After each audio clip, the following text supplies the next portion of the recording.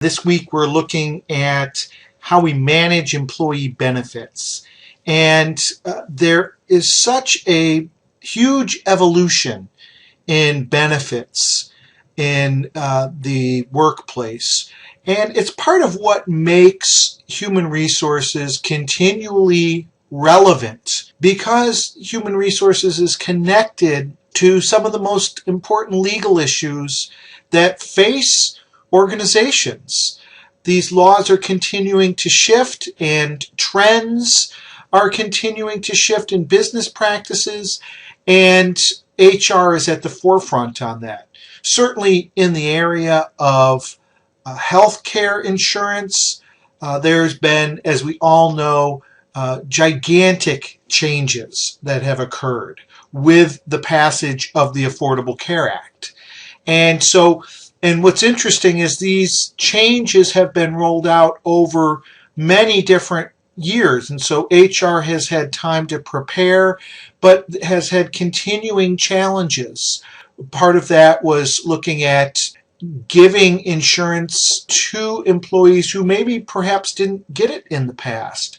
And there has been a management of the number of hours that employees work, with some companies restricting the number of hours that any one employee can have so that they would not have to take on additional insurance costs.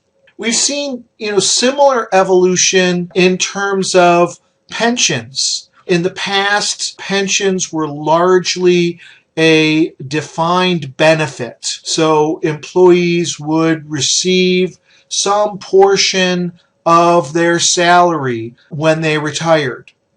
And those were negotiated, and an employee worked a certain amount of years, and they would know basically that they might have 50, 60, 70% of their salary when they retired. Now, we see those defined benefit pensions have largely gone out of favor. And instead, we see defined contribution pensions being much more popular in terms of what companies are offering. Here, there is no guarantee what you will get when you retire, but what is defined is how much the company will contribute each year to a 401k plan, or how much they will match an employee's contributions. But what an employee has when they retire largely depends on how investments have fared in their 401k. Educating employees about their pensions and how to be prepared has become much more important now that these defined contribution pensions are much more prevalent than your defined benefit pensions.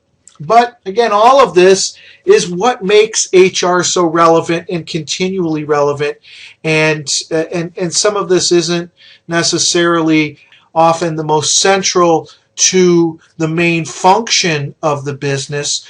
Nonetheless, it is critical to the business, because healthcare and retirement are benefits that really can influence whether you attract top talent or not.